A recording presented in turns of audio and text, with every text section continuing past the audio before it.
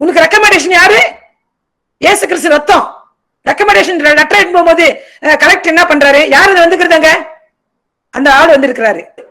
நாளைக்கு வந்து பார்க்க சொல்ல வரப்போ நான் ரொம்ப பிஸியா இருக்கிறேன். ஆனா அதே அந்த ஆள் வந்து இல்லைங்க சீஃப் மினிஸ்டர் லெட்டர் கொடுத்து அனுப்பிச்சுக்கிறாரு, அதனாலதான் நான் வந்திருக்கிறேன் லெட்டரோட. அப்படியா? உள்ள வர சொல்ல வரேன். அதுதாங்க பாயிண்ட், அங்கதான் பாயிண்ட். சீஃப் மினிஸ்டருக்கும் மேலான சீஃப் மினிஸ்டர், பிரைம் மினிஸ்டருக்கும் மேலான பிரைம் மினிஸ்டர், உலகத்தில் எல்லா நாமங்களுக்கும் மேலான நாமம், உலகத்தில் எல்லா சக்திகளுக்கும் மேலான சக்தி உடைய இயேசு கிறிஸ்துவின் ரத்தத்தை நீ ஆஞ்சித்து அதை விசுவாசித்து அதை நடத்தபடியே ஒப்பு கொடுத்து தேவ சமூகத்துக்கு போகும்பொழுது பரலோகம் அசைக்கப்படும். இயேசு கிறிஸ்து நாமத்துல வந்து இருக்கிறாங்களா? வர சொல்லு. யார் அது? என்ன வேணும் உனக்கு? உன் ஜெபங்கள் கேட்கப்பட்டது.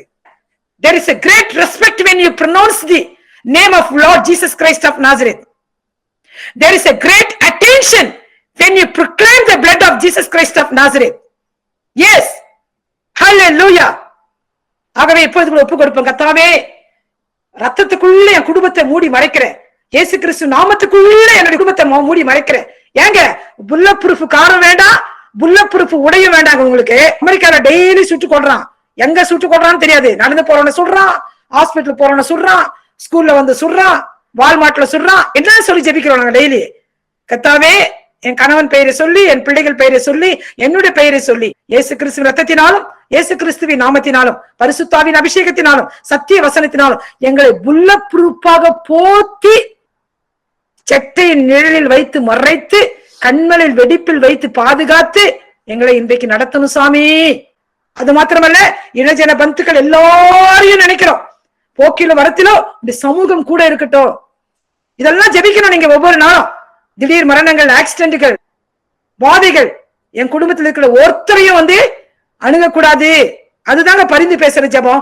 இயேசு கிறிஸ்து ரத்தத்தை உரிமை பாராட்டணும். நான் இயேசப்பாவுடைய பிள்ளை, எனக்கு இல்லாத ரத்தமாது. இயேசு கிறிஸ்துவோட பிள்ளை, அது எனக்கு இல்லாத நாமமாது. அப்படி உரிமை பாராட்டணும்.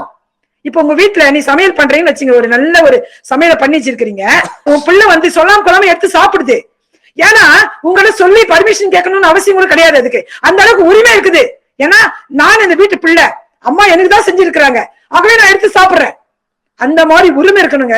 உரிமை பாராட்டணும், மனசுல உரிமை பாராட்டணும். அதை தூக்கி சுமக்கணும். எனக்குதான் அந்த ரத்தம், எனக்குதான் அந்த ரத்தத்தை சிந்தினாரு, அது எனக்காக சிந்தப்பட்ட ரத்தம். கத்ததாமே அப்படிப்பட்ட ஒரு வாஞ்சியம், அப்படிப்பட்ட விருப்பத்தையும், அப்படிப்பட்ட விசுவாசத்தையும், அப்படிப்பட்ட நம்பிக்கையும் கத்தர் கொடுக்கணும்.